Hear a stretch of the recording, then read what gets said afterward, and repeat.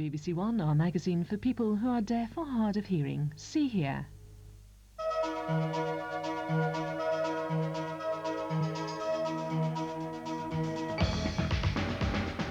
Hello and welcome. Every day the media bombards us with stories about the breakdown of family life. So today we're asking whether there's a future for the family as we approach the 21st century.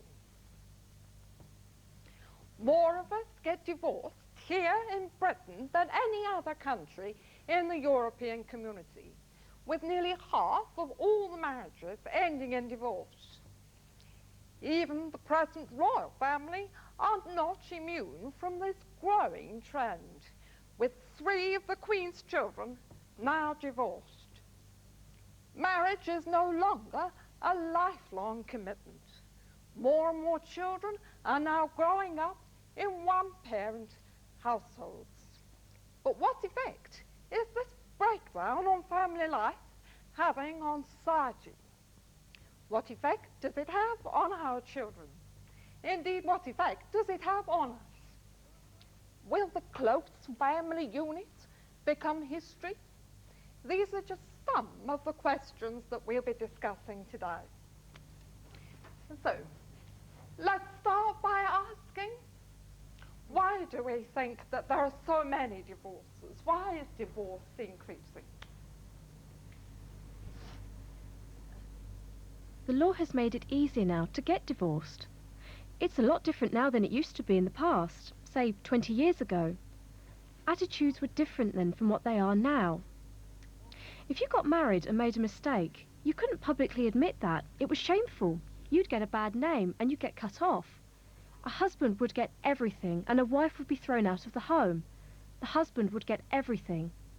Well, nowadays, if people are going to get divorced, they think, well, why not split everything? The house, the car, everything. They will sort out the money by sharing it out. That's all. But divorce very often causes a lot of poverty. It's not easy. It's probably easier to get divorced, but life after divorce is not easy. Yes? I think that the government has made divorce easier because they now offer benefits for single-parent families. But if a couple stay together, then I think they should get more money. That way the government can then actually be lowering the divorce rate. But at the moment, if a couple divorce, they still get the money from the government as a single-parent family. Do we have any single parents here? Do we have? Yes? I'm a single parent with 3 children. I really value having them with me, but I don't get any benefits, nothing. I pay for everything out of my own pocket. But bringing up 3 children is certainly not easy. But do you still work? Yes, I have 2 full-time jobs. I go out to work and I also run a home. I do both. But it's not easy at all. Being a single parent is not an easy life. People think it is, but it isn't. It's hard work. Do you think if children, if as a child, your parents are divorced, that affects your future relationship? Emotionally, yes. Children need their mother and father to be together, not divorced. Children need both parents' love. There's more divorce now. Most children will be happy if their parents are together. I suffered when I was growing up because my parents didn't have time for me. They had their own lives and they went their separate ways. She said that children are happier when mother and father are together. Do you agree with that? Do you agree? No?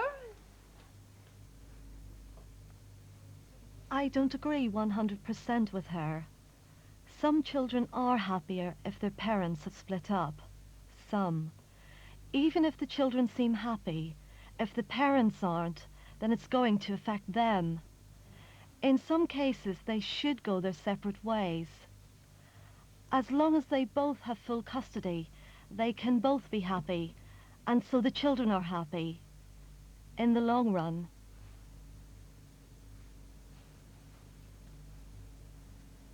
I feel that I disagree with what she said, that parents should stick together. When I was young, I had a lot of problems with my father's heavy drinking. I saw this all the time while I was growing up, so I wish that they had split up when I was young, as it would have saved us a lot of suffering while we were growing up. So I don't always think that they should stay together. Not always. It depends on the situation. If it's abuse, or drinking, or arguing.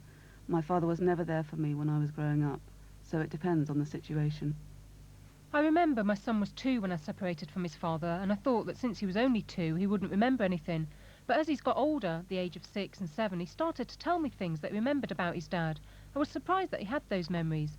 Sometimes it makes me feel guilty. Did I do the right or the wrong thing? I'll never know. All I know is it's my responsibility to bring him up in the right way.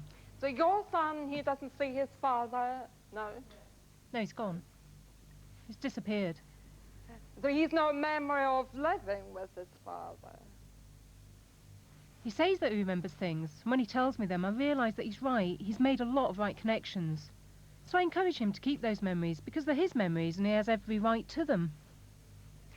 Yes? I think that society now is becoming more open, which is good, so we can run our own lives without any interference. But I do think that the education we get from books, from stories, from films, it always seems to portray happily married mums and dads and children living happy lives, and the prince marries the princess and they all live happily ever after in a lovely castle and everything's beautiful. But in reality, children read these sorts of things and then they look at their own lives and think, well, there's only me and my dad, or I live just with my mum, and they feel quite disillusioned, so it should be more realistic. What kind of support do deaf people need when they're going through divorce or family problems? Vera, what you offer, what does the church offer here?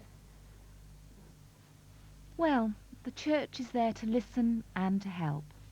The church wouldn't want a couple to stay together if there was hatred or abuse, but we would try to encourage having a good marriage so that the children can grow up with a mother and father in a stable environment, and the child could grow up and develop better.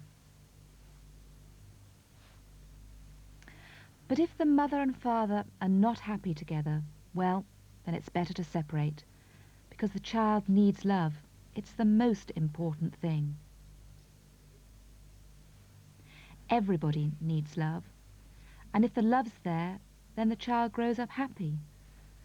So the church tries to show God's love reflected in the couple, and in the community, of course. But it is important to say that we wouldn't want the couple to stay together if they hated each other. It just wouldn't work, and it's not fair to the child. But we try to stress it is better to grow up with both a mother and a father. I believe you're a counsellor. We've heard the church's attitude. I'm surprised. Is counselling a similar attitude, do you feel? It's not the same, because it's not about religion, it's about people. And the problem is there's no access for deaf people to have counselling like marriage guidance. So in the community there's a lot of services for hearing people, but where is the access for deaf people to get guidance? It's about support, but where is it? I think the problem is there's not enough support for deaf people in general anywhere, whatever subject we're talking about. So for myself, I just wish there were more people who could use sign language and who could communicate with deaf people to give them the same access. Or deaf people themselves receiving training on how to qualify as counsellors. What you feel needs to be done so that deaf people can find equal support when they're having problems. I trained as a counsellor a few years back, and as part of that training I had to look back at what happened to me when I was small. And looking round, I think a lot of it goes back to education, because very often deaf children go to school and only 2 things are important in their lives: learning how to speak or learning how to write. But what happens to their morals? They're ignored. So when they grow up, they never look at themselves and they end up thinking nothing of relationships. They're not bothered by divorce, they don't care about marriage. They think nothing of these things, as they don't get the opportunity to look at themselves. So maybe that's one of the areas of weakness that's been ignored over the years. In Britain, there's not enough information. Some deaf people think, oh, I'll just get a quick divorce without going to marriage guidance. Of course, some people can't afford an interpreter to go with them to a hearing counsellor. So there needs to be a new post for a deaf person or a hearing person who's signed to offer marriage guidance. That might save marriages. That's interesting because I was reading about the new divorce law. It will become law 1990-98. And that will make it easier. You won't have to wait as long for a divorce. But everybody has to go through what they call mediation. How will deaf people go through mediation? Where will we find the people who can communicate to support that, yes? Well, there's really two problems with that. Firstly, you could send a deaf person to a hearing counsellor who can sign, but they might not have any knowledge of the deaf community and what their needs are. And the other problem is that if you do have a qualified deaf counsellor, then the deaf person might feel that they're too well known in the community, and you don't know where their boundaries lie, so there's two problems. Maybe deaf people will have to wait longer to get divorced because they have to wait until they can get the support for the mediation. Yes?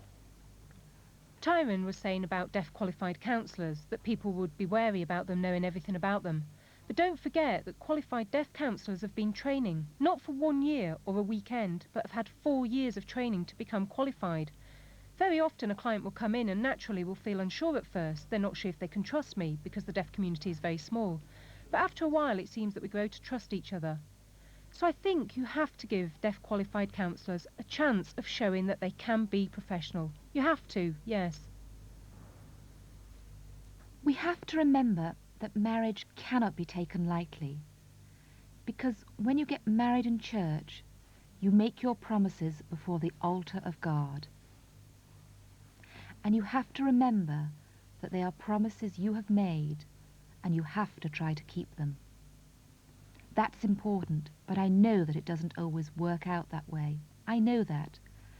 But we try, before we marry a person, to offer counselling first, to make sure they understand exactly what they're promising. Yes? It's a good idea to have mediation, not rush into getting divorced. You should have counselling, see what's right and what's wrong in the relationship.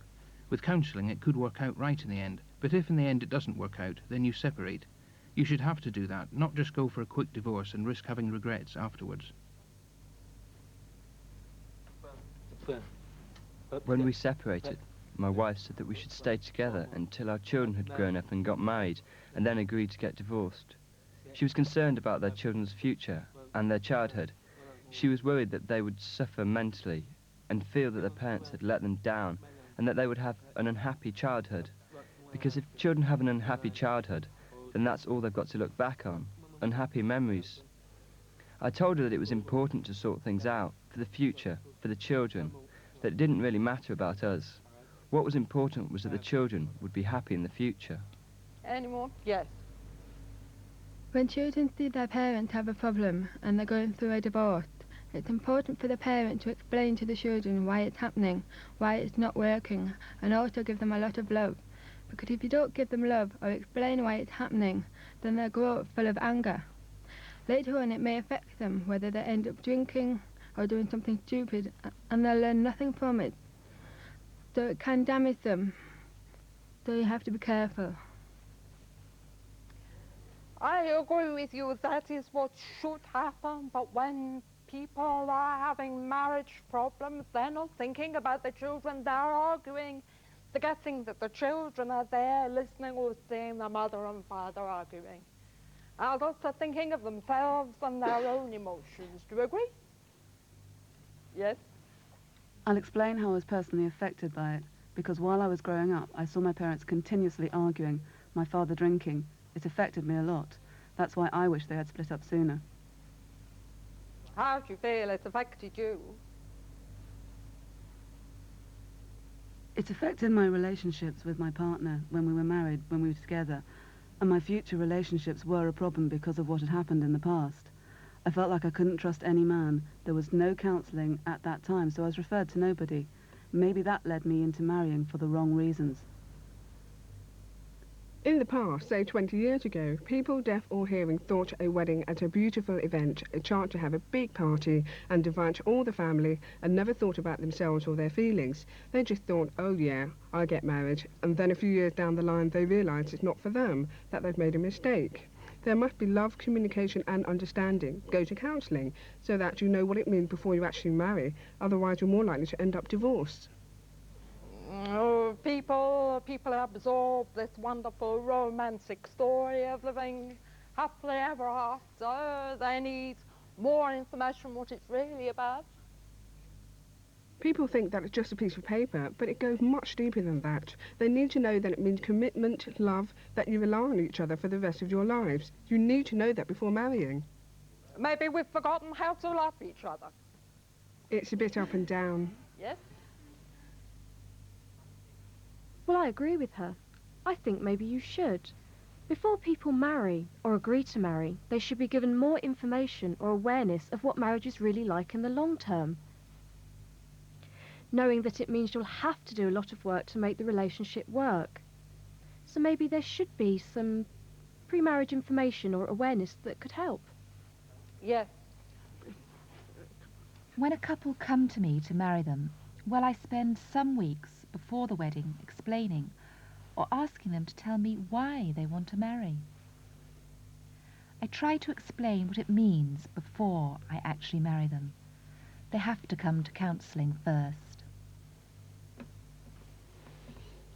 I know in Britain we have British signers, but our Asian community doesn't have anything like that. There's no access for deaf people, so we need a person like that who can explain to someone getting married what marriage actually means, what life will be like once they're married, and how they'll afford it. They need this before they marry, otherwise the marriage could be a waste. If, for example, a couple marry and then split up, Asian society always blames the woman, never the man. Always the woman.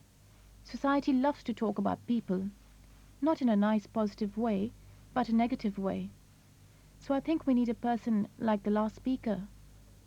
I think they need educational support so that they can learn to do things for themselves.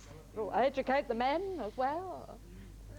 I think it's important for women first and then men, because men seem to be able to do everything and women don't know how to cope by themselves. I agree with her because women are different. One woman might be confident, but then something happens and then society labels her. She may end up labeled as a divorcee. Those labels can lead her to think of herself in a negative way. That won't improve if she ends up stuck at home all the time. But where are the services? She could go to a social worker, but would that social worker be a skilled signer? Some deaf people, when they go to social workers, don't really get 100% support. A lot of clients come to me and ask if I'll act as a relay communicator or translator. They need encouragement, which is important, but it's not easy to give 100%. It'll take a long time for them to improve their situation. Let's talk now about the 21st century. It's only 3-4 years away. But with more and more divorces and more children living with single parents, I think. It was 170,000 divorces, the latest figures. What kind of families will we be seeing in the future? Is the family dead, or what's going to happen? What do you feel? In the future, we may go back to old-fashioned values, because nowadays, with all the problems, we may eventually get so far and then go right back. Maybe some people will remarry or live together as friends or live together as partners. This might be better than marriage because it's just a piece of paper. So perhaps in the future living together will work better. Or remarrying. Yes? Well, sex before marriage used to be considered scandalous. It was taboo. It caused gossip and people were frowned upon. But nowadays it doesn't mean anything. So we're able to then explore for ourselves, which I think means then we're more likely to find the right person. So we're not then going to have regrets afterwards. But what about the children? What about the effects on the children? We as adults, maybe, I agree with you, I feel But what about the children? It's still hard for children. Is there enough support there? Well, children, deaf children, like I said before, they're told all these stories about how everybody lives happily ever after, but they need to have things explained to them clearly. Parents, deaf parents, often forget to talk to their children while they're arguing about everything in court over who'll get what. I think it's a very complex issue we're discussing here, and it needs real study by experts, psychologists and so on. They need to make recommendations about what deaf people need. Yes? A lot of people who are in long-term relationships, if they start a family in the right way, they can keep that relationship going. But if they slip up and accidentally become pregnant, then that can make the relationship go downhill. You have to think carefully before having children, because children's lives are valuable. It's not right to just think that you've been together for a while and then reluctantly go on to start a family. You have to think if you'll be happy in the future while the children are growing up, and not look back and think, what a fool I've been. You have to think carefully. Think twice before starting a family. You have to remember that it's the child's life too. Yes? This discussion's made me think about when I was young. If a family were going through divorce or separation, I knew nothing about it. I was ignorant of the fact. Now I'm married with 3 children. The middle one is deaf and is now 13, and definitely knows families that have gone through divorce. It's amazing that they can pick up this information, but because communication is visual, they can easily pick up on it. My child is always telling me who is getting divorced, whether there's children involved, what's happening, why the marriage has broken down. They have more information than I have. They expect it. It's part of everyday life. If someone tells me they're getting divorced, I usually say, oh, I'm sorry, but children don't seem to bother about it. So in the future, maybe if they end up getting divorced, they'll just accept it and go on to look for someone else. I think that's how it'll be in the future. I feel deaf children survive better if their parents are deaf.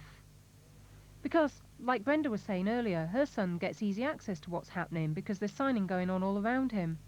But deaf children of hearing parents don't usually, because their parents talk amongst themselves, so they get left out. I think that deaf children of hearing parents won't survive as well as those with deaf parents. Do you agree? Yes? In one way, I have to agree with what Agnes has just said. Now, my parents are both deaf, and they divorced years ago when I was very small, so it never really bothered me because I had access to them both. I stayed with my mother during the week and my father at weekends. The communication was there because they both signed and they explained the agreement to me. It didn't seem terrible, it was really no big deal at all. Now, whether that was because I was young or what, I don't know, but the communication was there, so I understood. Now, my mother explained what was going on, so I agree with Agnes. My ex-wife asked me for a divorce, and I said, let's not rush it. But no, she was adamant. She wanted a quick divorce. I said that we should try and save the marriage, but she wouldn't. I was thinking of the children, trying to save the marriage, but she just wouldn't have it. It didn't work, and the marriage broke down. I think that maybe it's to do with attitude. Perhaps we should accept that over time, generations and people change. Maybe in the future, family won't mean anything at all. The word will be dropped from our vocabulary. In the past, it did mean something, but perhaps in the future, there will be a different term, say like group or community or whatever. I feel really that attitudes should be changing. The government are concerned over divorce and children's futures, but maybe we should accept that as a way of life. We should just take it as it is. Thank you all. I'm sure we all have so many different experiences, but we're all human beings. We all fall in love. We have children. We come from families, or we hope to have families, and so on. We'll be coming back to this one again. That's it for this week. Bye-bye. It was interesting.